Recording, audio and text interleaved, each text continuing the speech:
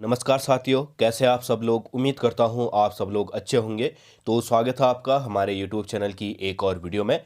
आज की वीडियो में हम बात करेंगे सामान्य हिंदी प्रैक्टिस सेट की, जो कि हमारी आगामी परीक्षा के लिए बहुत ही महत्वपूर्ण है। राजस्व कर निरीक्षक या फिर कहें अधिशासी अधिकारी, जो कि हमारा है 26 नवंबर को। तो इसकी दृष्टि से बहुत ही महत्वपूर्ण सीरीज है ये। तो इसको अंत तक जरूर देखिएगा, आज से लगातार अगले सैटरडे तक। ठीक है, क्योंकि इसी वीक हमारा पेपर है। तो अगले सैटरडे तक सुबह शाम दो हमारे प्रैक्टिस सेट आएंगे। मॉर्निंग में आएगा हिंदी प्रैक्टिस सेट और इवनिंग में आएगा उत्तराखंड प्रैक्टिस सेट। तो चैनल से बने रहे, आपके लिए एक से एक प्रैक्टिस सेट आएंगे यहाँ पे। तो चलिए वीडियो को शुरू करते हैं। तो आज की वीडियो का जो पहला सवाल है वह है श्वास निद्रा मुहावरे का क्या अर्थ होता है। तो श्वास निद्रा जो मुहावरा है या श्वास निद्रा है, इसका जो अर्थ होता है वह होता है सजग निद्रा। ठीक है, देखिए जो ये पूरा पेपर है ये हमारा अधिशासी अधिकारी के पैटर्न पर ही बनाया गया है। ठीक है, इसमें हमने जो उसके सिलेबस में दिया है वही चीज़ें यहाँ पे ऐड की हैं, क्योंकि 100 नंबर की हिंदी क्या है इसमें आनी है। तो बहुत ही महत्वपूर्ण है हमारा हिंदी पोर्शन भी। ठीक है, 100 में से लगभग 90 आप यहाँ पे कवर कर सकते हैं हिंदी से ही। फिर है अगला सवाल, हास्य का विलोम क्या है। तो हास्य का जो विलोम होता है वह होता है रोदन, यानी कि ऑप्शन डी क्या होगा, सही होगा। अगला सवाल है हमारा, कौन सा उच्चारण के आधार पर वृत्ताकार स्वर है। देखिए जो हिंदी का स्वर वाला पोर्शन है, ठीक है, या फिर हम कहें ठीक तो स्वर व्यंजन वाला पोर्शन। ठीक है, इससे लगभग लगभग इसमें कितने नंबर का आना है, 15 नंबरों का। तो इस वाले चैप्टर को आप अच्छे से कवर कर लीजिएगा। ठीक है, तो देखिए जो स्वर होते हैं उनको हम उच्चारण के आधार पर, ठीक है, कितने भागों में बांटते हैं, 5 भागों में।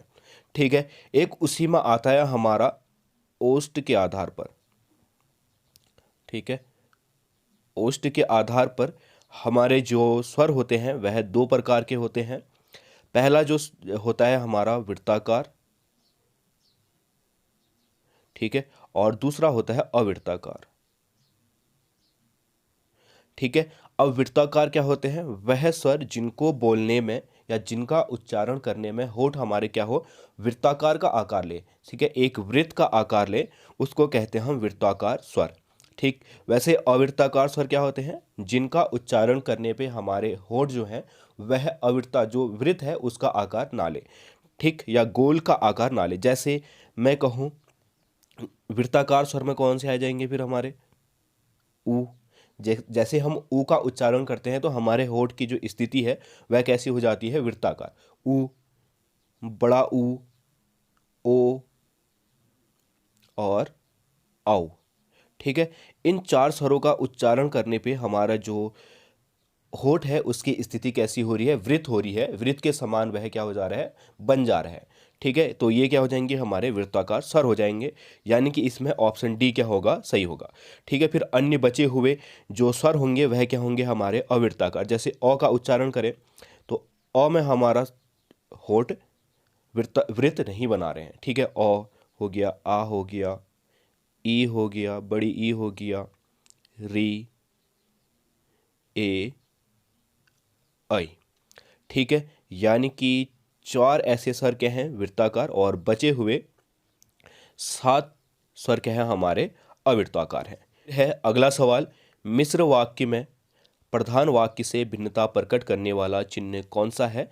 तो देखिए हमारा जो हिंदी में है चिन्ह, इसमें से लगभग 5 नंबर के सवाल यहाँ से आएंगे, सिलेबस में दिया गया है। ठीक है, तो मिश्र वाक्य से प्रधान वाक्य की जो भिन्नता प्रकट करता है वह करता है हमारा अर्धविराम।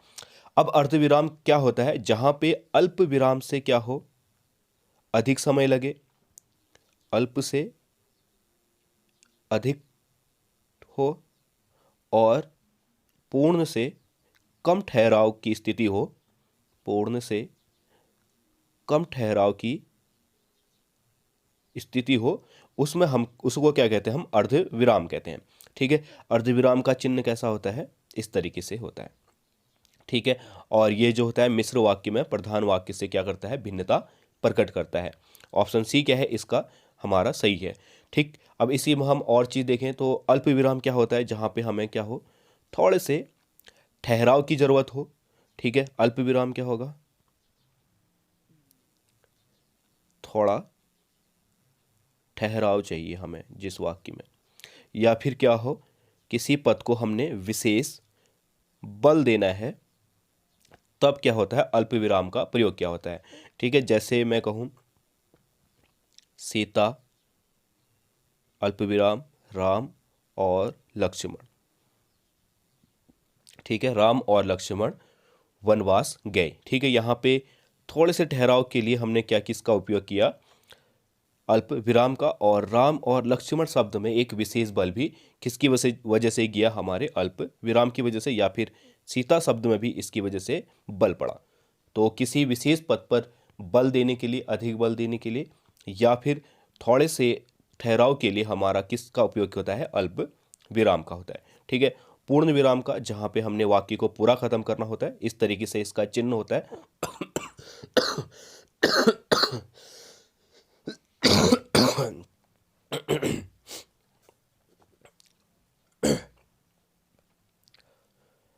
और या फिर अंग्रेजी में इस तरीके से इसका क्या होता है, चिन्ह होता है, एक डॉट करके इसको पूर्ण विराम किया जाता है। फिर है हमारा अगला सवाल, विशेषण कितने प्रकार के होते हैं? तो विशेषण होते हैं हमारे 6 प्रकार के। कौन कौन से होते हैं? गुणवाचक विशेषण, मात्रा या परिमाणवाचक विशेषण, संख्यावाचक विशेषण, संकेतवाचक विशेषण और प्रश्नवाचक विशेषण, और छठवां होता है हमारा व्यक्तिवाचक विशेषण। ठीक है, और जो अन्य इसके प्रकार होते हैं 4 होते हैं, कई बार 4 भी माना जाता है इसको, तो ऑप्शन में देखना पड़ेगा 6 या 4। वैसे मुख्यतः आप 6 वाले ऑप्शन को ही टिक कीजिएगा। तो 4 कौन कौन से होते हैं? हमारा सार्वनामिक, जो संकेतवाचक और प्रश्नवाचक है, उसको हम क्या कह देते हैं, सार्वनामिक विशेषण कह देते हैं। तो पहला हो गया सार्वनामिक, गुणवाचक, संख्यावाचक और परिमाणवाचक। ये क्या होते हैं? 4 प्रकार होते हैं। पर मुख्यतः जो होते हैं वह कितने होते हैं? 6 प्रकार होते हैं। आप लोग 6 ही लिखिएगा प्रश्न पत्र में। फिर है अगला, जो किसी भी पक्ष में ना हो वाक्यांश के लिए एक शब्द। तो जो किसी भी पद पक्ष में ना हो उसको कहते हैं हम तटस्थ, यानी कि ऑप्शन बी सही है। ठीक है, फिर है किंकरी के लिए सही संधि विच्छेद चुनिए। तो किंकरी का जो सही संधि विच्छेद होगा वह होगा किम, धन, कर। ठीक है, ऑप्शन डी क्या होगा यहाँ पे सही होगा, किम, धन, कर के में क्या है हमारा व्यंजन संधि है। ठीक है, ऑप्शन डी क्या होगा इसका सही होगा। फिर है निम्नलिखित में से कौन सा देशज शब्द का उदाहरण है? तो शब्द कितने प्रकार से होते हैं हमारे? देशज और विदेशज। देशज यानी कि जो कि भारत देश में ही उत्पन्न हुए हैं, ठीक है, या फिर भारत की सीमा के अंदर उत्पन्न हुए हैं, उसको कहा जाता है देशज। ठीक है, जो भारत में भारत की सीमा के बाहर से आए हैं। ठीक है, क्योंकि आपको पता ही है कि लगातार भारत में व्यापार के लिए बाहर से लोग आए, तो उनकी भाषा का भी यहाँ पे बहुत प्रभाव पड़ा, तो वहाँ से भी बहुत सारे शब्द आए हैं। तो जो भारत की सीमा के बाहर से शब्द आए हैं भारत के अंदर, उनको कहते हैं हम विदेशज। ठीक है, विदेशज शब्द। ठीक, तो देशज शब्द है हमारा यहाँ पे ठेस। ठीक है, ठेस ऐसा शब्द है जो कि भारत में ही उत्पन्न हुआ है। ठीक है, और बात करें अगले जो शब्द हैं हमारे, जैसे बाघ है, यह फारसी का शब्द है। ठीक है, फारसी भाषा का शब्द है। हमारा खत है, यह अरबी भाषा का शब्द है। और प्रगति है, यह हमारा लैटिन भाषा का शब्द है। ठीक है, और ठेस क्या हो जाएगा हमारा देसी भाषा का शब्द हो जाएगा। फिर है नीलांबर में कौन सा समास है? तो नीलांबर जो है, इसमें हमने समास बताना है, तो नीलांबर में का अगर हम समास विग्रह करें तो ये क्या हो जाएगा, नीला है अंबर जो। ठीक, अब यहाँ पे जो नीला शब्द है वह किसकी विशेषता बता रहा है? अंबर की। ठीक है, ये क्या बता रहा है विशेषता, कि अंबर क्या है हमारा नीला है, या उसकी क्या है एक विशेषता है। ठीक है, तो जहां पे भी पहला शब्द दूसरे पद की विशेषता बताता है उसको कहते हैं हम कर्मधारय समास। ठीक है, कर्मधारय यानी कि ऑप्शन डी यहाँ पे सही होगा।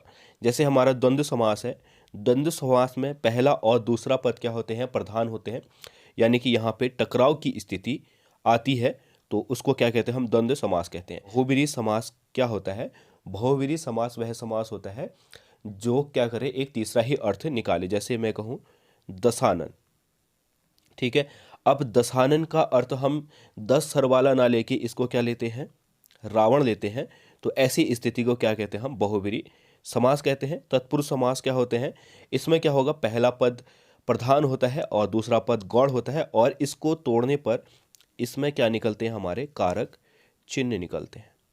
ठीक है, जहाँ पे भी वाक्य को तोड़ने पर या उसका समास विग्रह करने पर कारक चिन्ह निकले उसको क्या कहते हैं, हम तत्पुरुष समास कहते हैं। फिर है, कबीर ने रहीम से कहा वाक्य में कारक बताइए, तो यहाँ पे क्या है, कर्ता ने कारक है, तो ये क्या हो जाएगा, हमारा कर्ता कारक हो जाएगा। तो आज की वीडियो में इतना ही, मिलते हैं अगली वीडियो में।